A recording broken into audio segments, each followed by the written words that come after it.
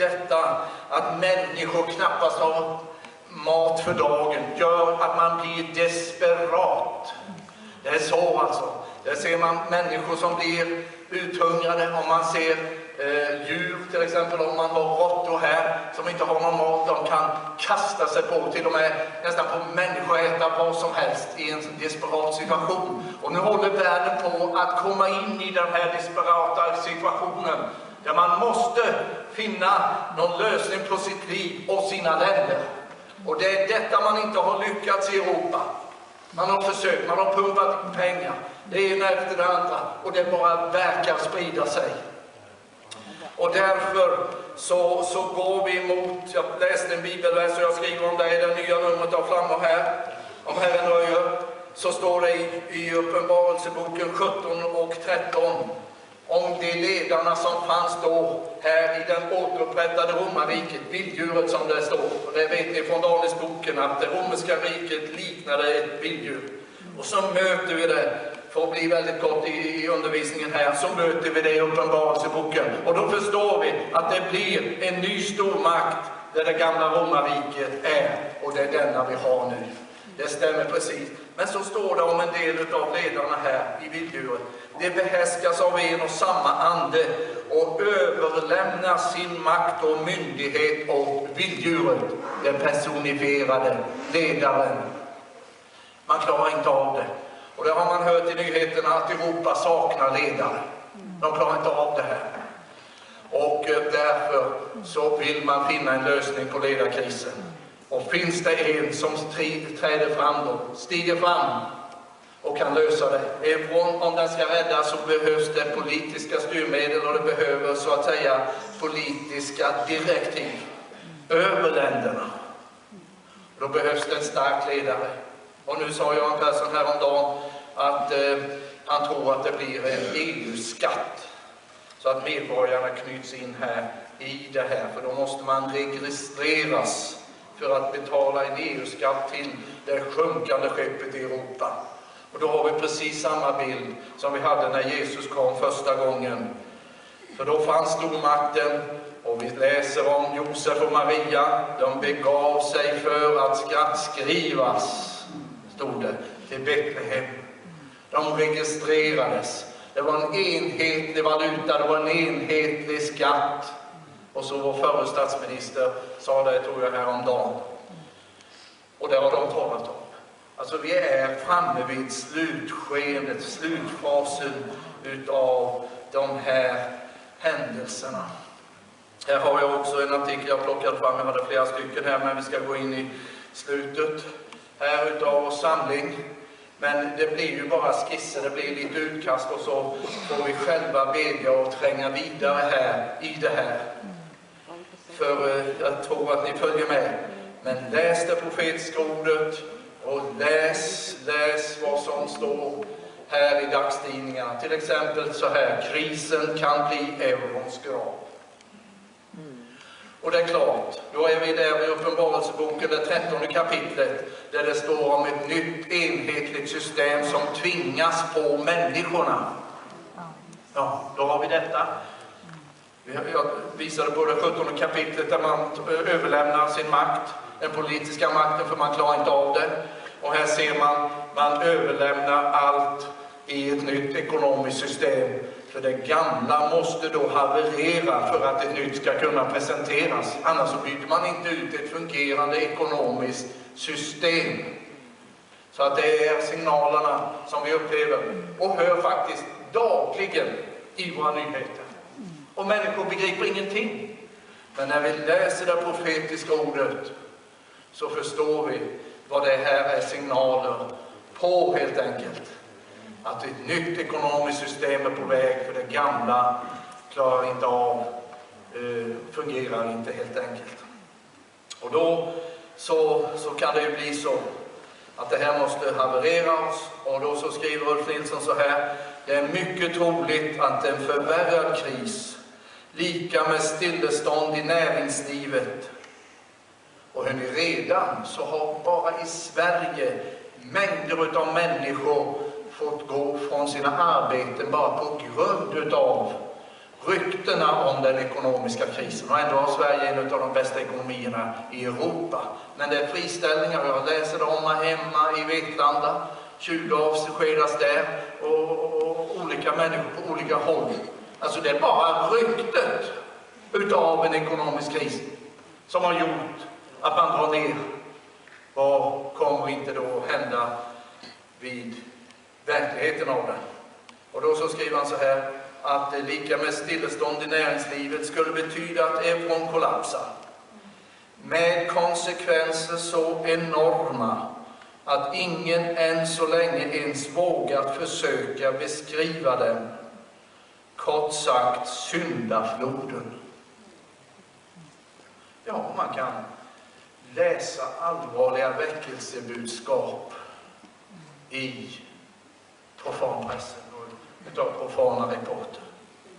De ser, de kan bedöma och de anar en oerhörda storm som kan ligga framför här i den här världen. Både alltså då på det politisk-militära området och på det ekonomiska. Och då ska vi inte gripas av fruktan. Utan Jesus han säger, när ni ser detta begynner ske, och när det begynt, då ska ni lyfta er huvuden till de nalkas er förlossning. Halleluja. Det här är ju det glada budskapet att det är så dåligt i världen. Då kommer Herren och tar hem oss till den fullkomliga världen som inte kan skakas. Nej, dess grundvalar ska icke skakas. Nu skakas Europa. Amerika skakas. Ja, käre Gud, vilket hopp, vilken möjlighet. Och det är just därför som det här är värt att kämpa för, som jag läste här. Kämpa trons goda kamp. Tänk vad de kämpar på idrottsfälten. Bara för en förgänglig segerkrans som Paulus, han har också skrivit om detta. Den vissnar ju. Men vi kämpar för det som är oförgängligt. Ja, halleluja. Det är ju det som är så välsignat. Så att, ja, och då behöver vi komma just i den här kämpaställningen som jag läste här i början. För detta är förödande, denna slapphet och likgiltighet. Vi vet ju hur David Wilkerson fick detta profetiska budskap, jag tror det var 2004 eller någonting. Ja. Som han talade ut här, apati. Och det är detsamma som likgiltighet för Guds folk som är så förödande. Det har det blivit bättre sedan dess. Det har blivit sämre. Och det är mycket allvarligt när Gud talar på det speciella sätt. Det har blivit mer apati och likgiltighet. Men nu ska vi vakna upp och ska vi räddas, så måste vi väckas nu. Det är nu vi behöver uppvakna. Detta ordet, det gäller fortfarande. Gud har sina profeter. Men han måste sända dem till vårt land för att tala. Från Amerika, från Kina, Broder Young till exempel. Som sa detta, nu förstår jag varför Gud förde ut mig från Kina och från fängelset. Det var för att han skulle väcka de sovande i väst. Det var huvuduppgiften. Han har varit här. Han har varit här och predikat och sagt hur tillståndet är i vårt land. Han har kommit från öster. Wilkerson är från väster. Och vi sitter där. Jaha, sa han det. Och så går vi hem. Ja, men alltså detta är en katastrof. Guds ord säger, var ordets hörare, var ordets görare och icke bara dess hörare. Eljest bedrar ni er själva. Vi lever i ett självbedrägeri om vi inte har uppfattat de få profetiska signaler som Sverige har fått. Det är dags att vi tar detta på allvar och att vi kämpar trons goda kamp. Och jag är förvånad över hur människor kan sälja sin själ och frälsning för vad som helst. Det är god Gud. Jag kan inte säga nämna, men jag gjorde det förra mötet här. Hur man på omoralens område har exempel, men jag hoppar över detta. Kristna som har vittnat, som har preparerat på flammor, och plötsligt så är de ute i världen. Lever hos ofrälsta. Så nära målet. Man vill inte betala priset. Och vi ska veta också att det är en satans attack. Men Guds ord ger oss vägledning och inriktning här hur vi ska verka. Och jag hade ett ord här. Jag hade också ett bokmärke. Det var det jag trodde. Det ramlade ur här. Men det är tänka, och här står det ju gott, det finns gott ord.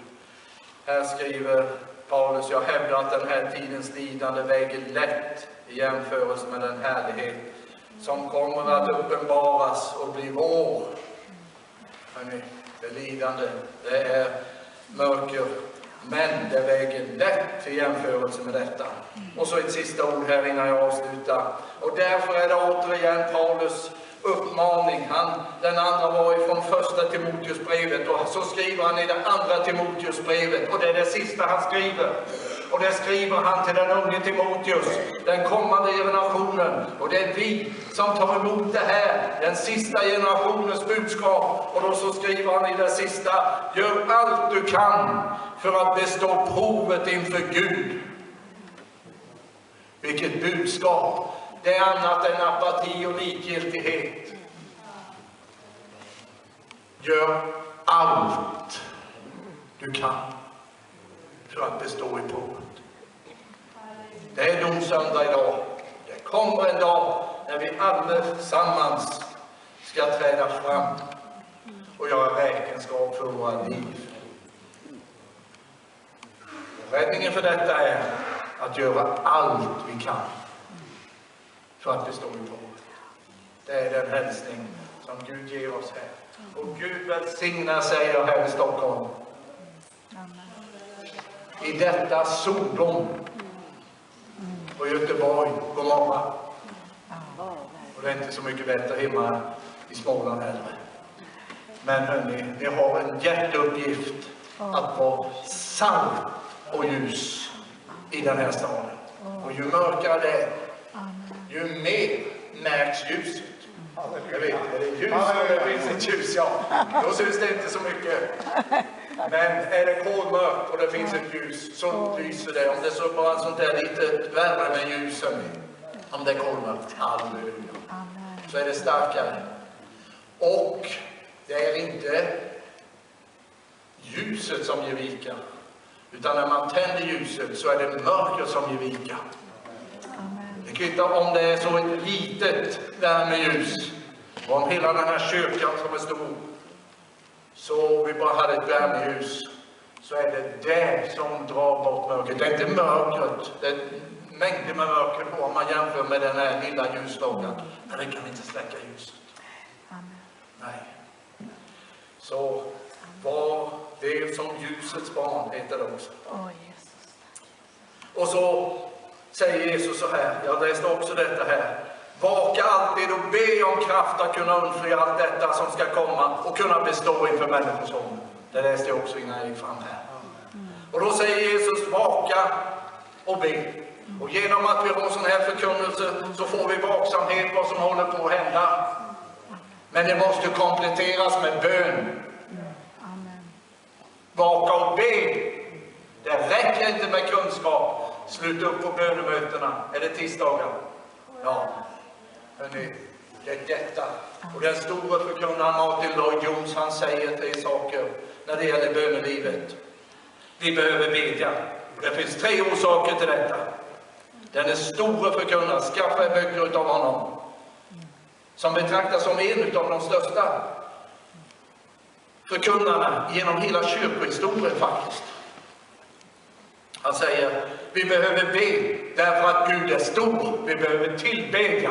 Han är värd detta.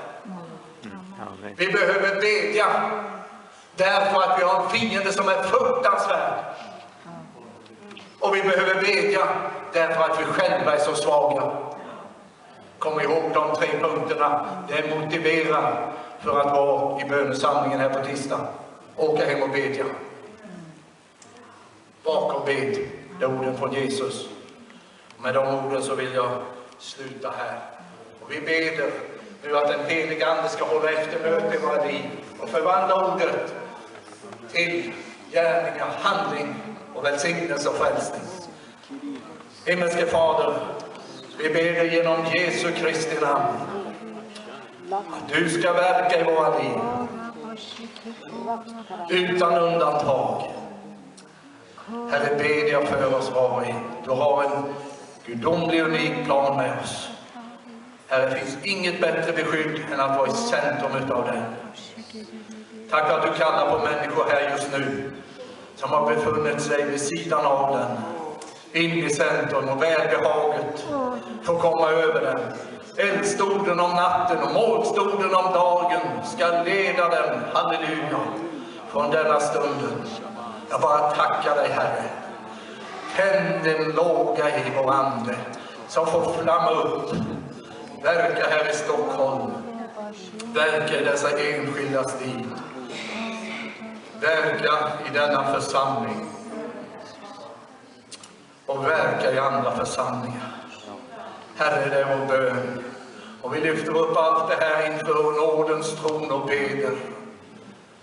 Svara med eld i dessa böneskålar. Lägg din rökelse till det så det får flamma upp. Herre, och enkla människorop är dyrbara. När du lägger din välsignelse till det så skakar hela andevärlden och du sänder din ande till förvandling och frälsning. Och det ber vi om. Vi ber om detta på denna stund. Att det ska vara en märkbar förändring i våra liv. Herre, där vi är helt beroende av din ande. Som du predikade. Låt oss vara helt beroende, total beroende utav dig. Helg som vardag, andligt som världsligt. Och vi är segervinnare, halleluja.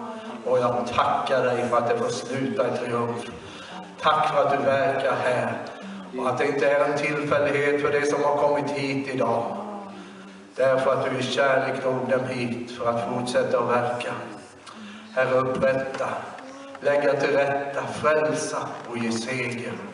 Och ge, Herre, dem redskap för att kunna tjäna dig. Vi anbefaller oss så i dina händer, dina gudomliga trygga händer i denna mörka värld. I Jesu namn så tackar jag dig. Att du har hört vår bön för att det är bön efter din vilja och då svarar du. Då vet vi att vi redan har fått bönesvar, säger du, Herre Jesus. Vi tackar dig för bönesvaret och vi vill bara prisa dig. Tala Gud med din heliga. Vi dröjer lite stilla här i bön i avslutningen. Vi talar med Herren. Han hör din bön. Gör allt för att bestå i provet. Gör allt. Allt är värt försakelse. Allt är värt att offra för Jesus skull. Han har offrat sitt liv för dig. Och så sitter vi och pratar om bagateller och små synder och annat. Han gav sitt liv. Vi kan bara ge vårt liv tillbaka. Halleluja. Tack älskade Jesus. Jesus förhärligar dig. Denna församling och i människors liv. Jesus,